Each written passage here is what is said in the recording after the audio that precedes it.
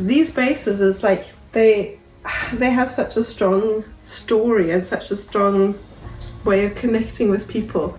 But like everyone who comes into contact will have their story. So I haven't like done a big study of the bass yet, but I just took some measurements and I wrote them down and I started playing with them, and then suddenly the whole number proportions popped out in a very clear way.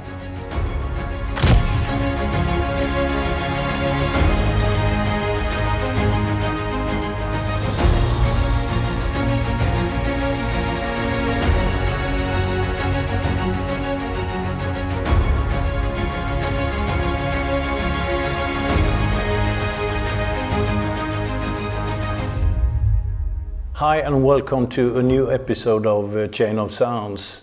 This time we are visiting Stockholm and the Opera House.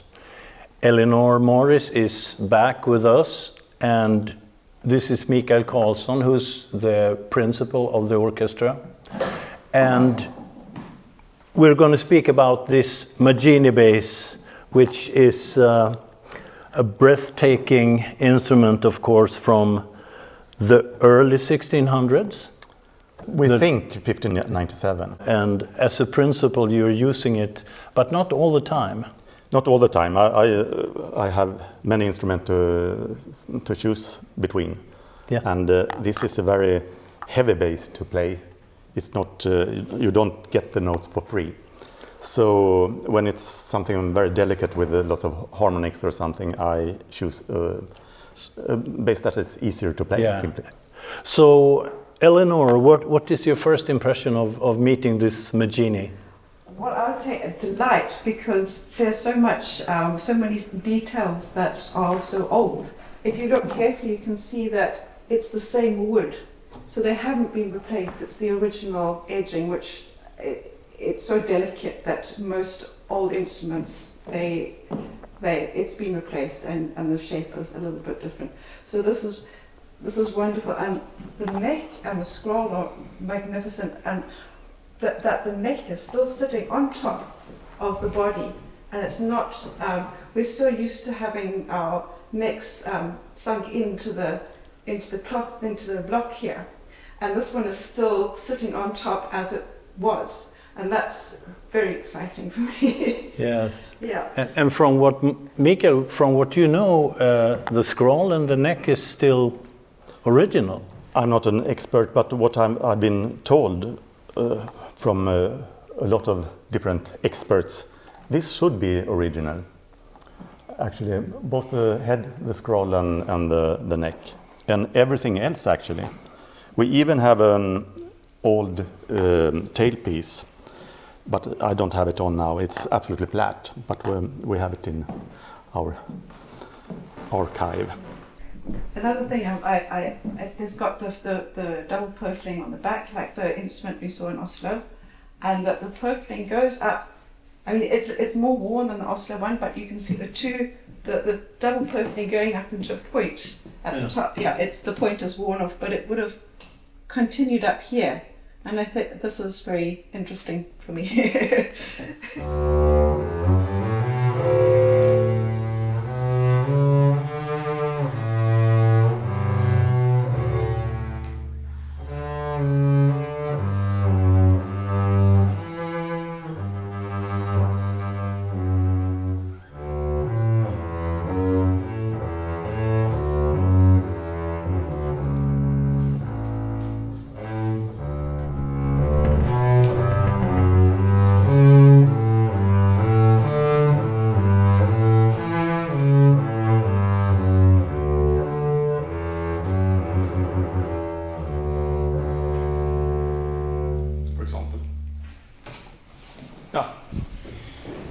There are so many thoughts rotating in my mind right now about, we want to know so many things about, I mean, if basses could speak, right? It would be fantastic. But there is actually a documented history. Yeah. The amazing thing about this bass is maybe not that it sounds great. The amazing thing is that it has such a fantastic history. Queen Kristina, who was queen in the 1600s, she actually left Sweden and gave the crown to her cousin in 1654. But a couple of years before she left, she hired Italian musicians to come to Sweden and play. So there were 18 musicians, and you know the names of them because it is all documented. And 18 musicians, and I think 9 of them went home more or less straight away because it was too cold. So the other stayed, and after she left the crown to her cousin, they didn't get any money, any salary, because her cousin wasn't interested in music. So they had to leave the country, and there is a document that says that they left one big bass violin. Probably in Sweden no one had ever seen a double bass before, because it was just a big violin for them. So there is actually an invoice from an instrument maker who repaired this bass that says, now I want this and that for the big bass violin the Italian left behind. So he's demanding to get some money for the work he had done. I guess the purpose was for the Italian to come and get it later, but that never happened. So that is what we think is the origin of this bass. And we don't know, but we have guesses on who played this bass. Albrici from Bologna, and Bologna is not very far from Brescia. It's possible that he purchased the bass in Bologna, in Brescia. Everything is guesses, of course, but it's very likely though. And there is a label Maggini and a year in it. I know that is very doubtful, of course, but just I think it's a little bit thrilling to think that a very, very young Paolo Maggini is apprentice at Gasparo da Salo's workshop and uses Gasparo's outlines, wood and knowledge to build his own bass. Because this is for me a Gasparo da Salo everywhere. It's exactly the same look for me. I don't know what you think. Yes, we can go and have a look at the drawings. Yeah. Yeah. But of course, everything is very uncertain. But it looks, everything points at that direction that it was left behind so early. Because you also have to know that in the opera, everything is very well documented when it comes to invoices and payments and so. And there's nothing about purchasing a bass from Italy anywhere. And when you play this bass, are you using this bow? Actually, or did you just bring it for today? No, now I use this bow because this is very heavy and good. This is a wonderful orchestra bow, and I use this now because this is made by a former student, Nils Osman, in Gotland. On Gotland, yes, in Gotland. He made it. This is his first bass bow, and he asked me to try it. And I sort of immediately found out that it was perfect for the Maggini bass, because this is so heavy to play and needs a bow like this. This is a very, can I say masculine bow? Of course. What kind of wood is it? I guess it's Pernambouc. It's very light, but... it's very blonde, as you can see, and it's very... It's not light in weight, though. No. It's 141 or something. Yeah. Yeah. Fantastic. Yeah. So I use this now. We're all playing Wagner for the time being, so this is perfect. That kind of aggressive sound. Yeah. So yeah, that's about the bow. But I can't use a very lightweight bow on this one. No. That's impossible. So as you understand, there are many people who have been here looking at this bass, and for a long while, someone said that this must be a Vienna scroll or something, and so it's exchanged, and maybe the whole basis from the 18th century. But later it was confirmed that this is actually the original head, and it's very similar to other Brescian instruments I have seen. So I guess it's true. Yeah, you can see the scroll. It's not. It's concentric. Archimedes spiral, you can say. So that this is all equal here, and it was only later that the Cremonese makers like put weight into it and gave it a completely different shape to which is what we're very used to today. But this is much older. And as I was talking about the Viennese basses, and this is very typical from exactly. And it comes from Brescia. There we have it. Yeah. Thanks for that. I would like to look at the measurements, but it's the F holes aren't as wide apart as the other ones. So maybe the F holes that were wider apart had more strings, and this is not quite. They're not quite as. This distance is not quite as big. It's more what we're used to, and maybe 4 strings. I guess the reason that this bass is used still today is that it's just by chance was this measurement. I mean, if it had been smaller or bigger, it would have been in a glass monter on a museum today, I guess. This is very much what we saw in Oslo, and it's very similar to the bass in Gothenburg as well. Yeah.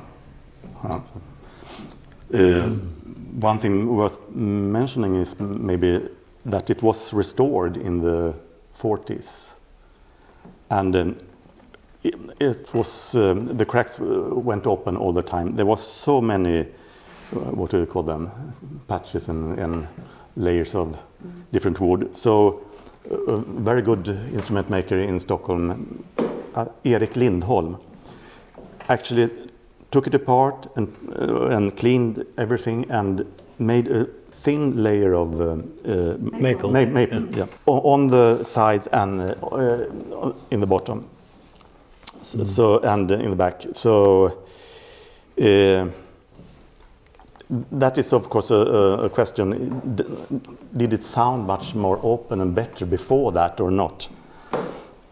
But my double bass grandfather, Knut Gulbrason, who played this bass at the time, he said that, oh, thank God, the fantastic sound didn't disappear. So. But as you say that it's a very characteristic instrument, and my experience is that you can do a lot of work on an instrument, but often the intrinsic personality of the instrument stays, no matter what you do. Oh. And sometimes you think, oh, I want to change this and I want to do that, and you try and do that. And it doesn't really, you can't really get away from the instrument's own character. So that might be an argument to say this is... It is true. And you also said that the instrument needs time to recover. This particular... Oh yeah. I have a very ugly breach on it, for example, but I don't want to change it because I know if I take down the strings and take off the bridge, it will last 4 or 6 weeks before it comes back. I guess it's because the wood is so hard, so it takes so long time to adapt.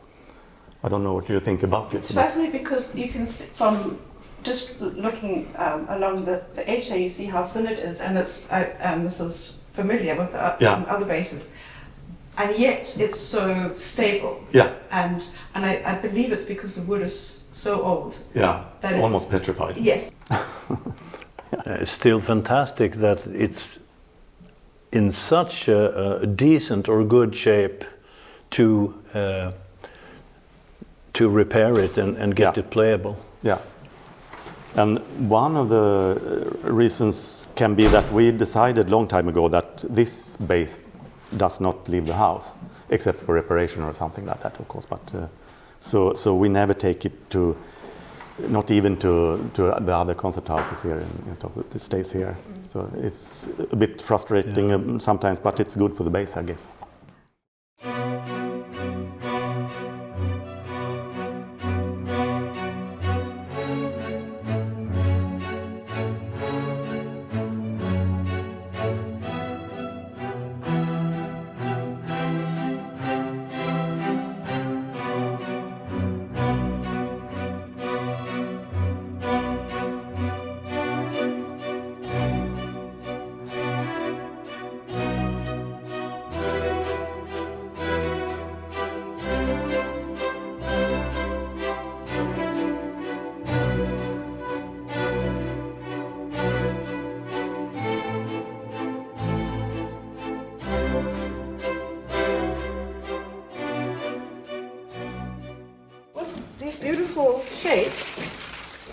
know if it's just like randomness that, or just like feeling that they came about, or if there's some way of, or did the maker have a plan?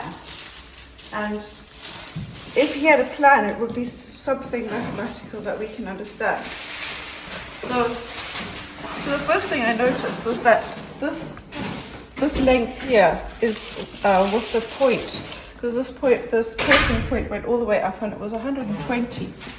And if you so you get the whole number of proportions were like, they were really noticeable on this bass. And if you take that length of 120 and you divide into 5 equal parts, you get to 2 parts will take you to the corners here, and then 3 parts will take you to here. So this is like a square. And here, and then the 4th division comes to exactly at the back break, and then the 5th division is at the top. So that was like, aha, there's something here. And then I did a section. So if you get that 3 by 5 square and you make a diagonal there, and then you take the 3, and then I can't show it very easily here, but what's left, so the diagonal minus 3 parts comes to this line here, which is the bridge.